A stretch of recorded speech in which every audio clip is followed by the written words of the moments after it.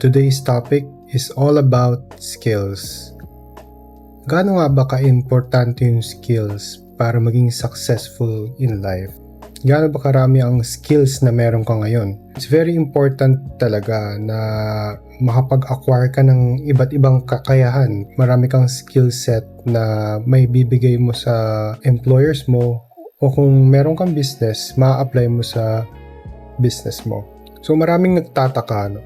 If isa kang taong naghahanap ng trabaho and nahihirapan kang matanggap, kumbaga sa rami na nag-a-apply, kunwari 100 kayo, talagang konti lang ang nakukuha. Pero kung titingnan mo naman sa paligid mo, or kung may kasabay ka sa interview, parang pare-parehas lang naman kayo, parang parehas lang naman kayo ng pananalita. So magtataka ka, bakit siya nakapasok ako hindi? Pag tinignan mo mabuti yung resume ng iba, makikita mo na may mga certain skills sila na meron sila na wala ka.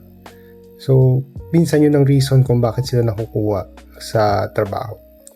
And when it comes to business naman, kung bakit mas nagiging successful yung ibang business, kasi mas maraming skills yung mga manager ng establishment or yung mga owners, tulad sa marketing. Mas magaling sila sa marketing, mas may experience sila. So yes, very important talaga yung skills. When it comes down to it, the more skills na meron ka, the more valuable you are. So ang mga employer at ang mga customer, mas willing sila magbayad ng mas malaki sa taong mas magbibigay ng mas malaking value sa kanila. And if ang goal mo is yumaman someday, the more you have, the more valuable you are, the more na mas malaking chance na maging mayaman ka. And the key to that is gaining more skills.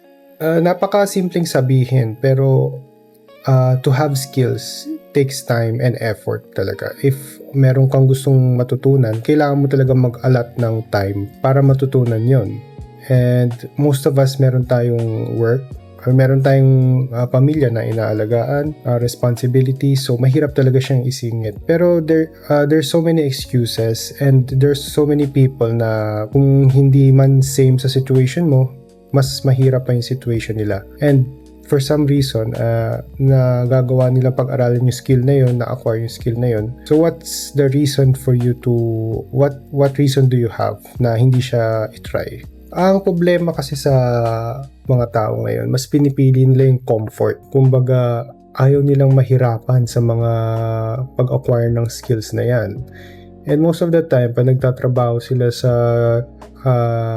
daytime work nila, mas pipiliin nilang manood ng TV or maglaro ng games after ng work nila. Pero yun ang reason kung bakit maraming taong hindi talaga nakakamit yung success na gusto natin.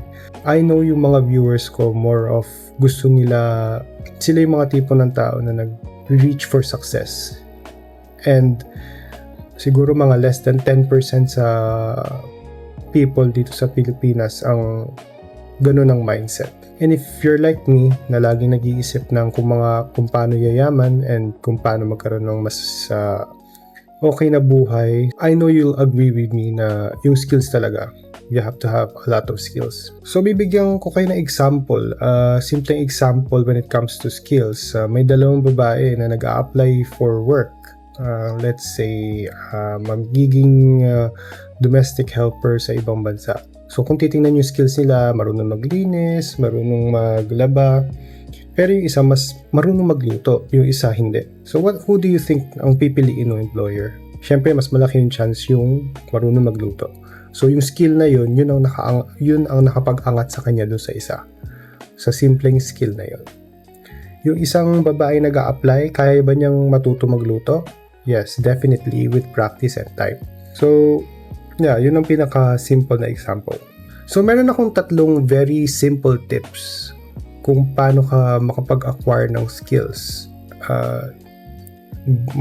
Simple lang yung concept niya, pero napaka-importante. And number one is the skill of learning. Pero medyo kung iisipin mo, parang napaka-counterintuitive niya, pero marami kasi sa atin, after school, kung nakagraduate ka na, nawawala na yung skill natin of learning. Ayaw na nating i-hone yung skills natin. Ayaw na natin matuto ng mga bagong bagay. Kumbaga, komportable na tayo kung anong kaya natin. And yun ang reason why most of us are failing. And then when we come to the point na 50 na tayo, 60 na, senior na, doon na tayo nagsisisi when it's too late na. And it's very sad for most of us. Although hindi ko naman sinasabi na pag 60 ka na, it's the end. There's a lot of people na nagsastart at 60. Definitely, kung tamad ka, there is very little chance na yumaman ka. I guarantee na if isa kang tamad na tao, definitely you're going to live a life with regret na marami kang pagsisisihan pagtanda mo. And yung mga taong tamad na yumayaman, most of them are just lucky. They can be lucky na nanalo sila kunwari sa loto, or di kaya swerte sila kasi meron silang magulang na mayaman. Pero siguro almost 99% of us ay wala dun. Hindi tayo swerte sa ganung mga bagay. So we have to find a way para makaangat sa buhay, makaangat maging successful, kasi wala namang tutulong sa atin kundi yung sarili natin. And most of the time, yung mga ganitong easy ways na maging successful, mabilis siyang makuha. And usually yung mga ganitong ways na pagiging successful, masyado siyang mabilis makuha and mabilis din siyang mawala. So keep that in mind all the time.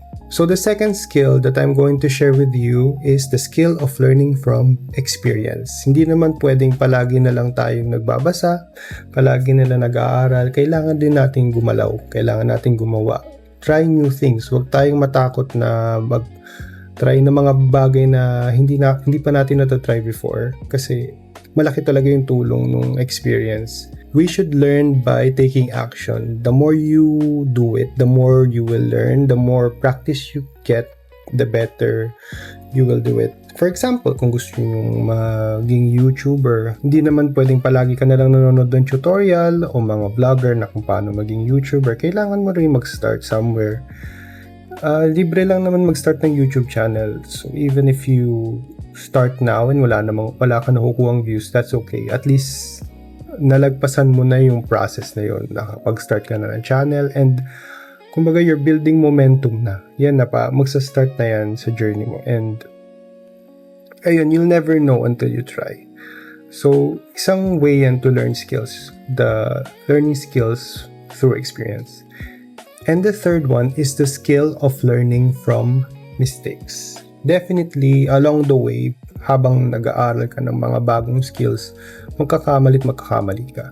Huwag mong hayaan yung skills na yun, yung mga mistakes na yun ang magpapabagsak sa'yo.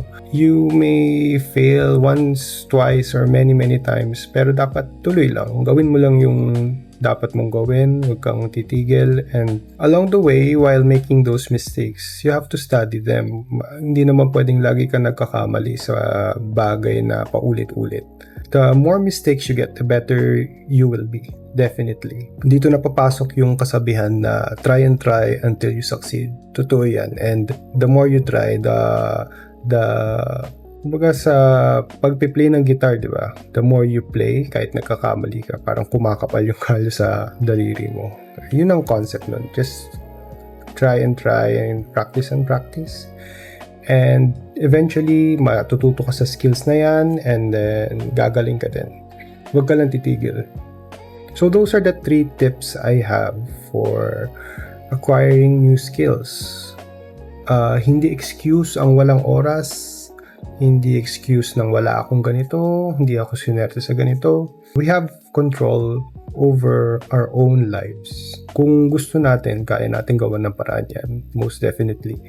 And lahat ng mga taong successful na nakikita rin natin sa internet o nakikita natin sa labas, sa TV, marami rin pinagdaanan yan na hindi lang nila sinasabi. And definitely for the people out there like me, if you work hard and work smart, and just keep going at it, you will find success. Kasi it's all about being successful talaga dito sa bansa natin sa Pilipinas. If you're like me, dalawa lang ang goal is to be healthy. Gusto kong mabuhay na matagal, and to be wealthy, maging mayaman para maging financially free, maging worry-free sa mga bayarin, walang problema sa mga ganitong emergencies, then definitely you're on the right track if you follow my tips. And that's it for now. Yung channel ko is all about helping other people like me that are trying to find their way, because ako mismo marami na rin akong experiences sa buhay and marami na rin akong failures, pero here I am still trying to reach the goal, and hopefully we make it. Hopefully I helped you in a way, and definitely itong paggawa ng video is nakatulong sa akin, and I'm trying to improve my videos. But if ever may comment kayo and may suggestions kayo, comment lang kayo sa baba. Hopefully you can like and subscribe as well. Thank you very much, and yun lang. Hope I've added value for you today, and I'll see you next time.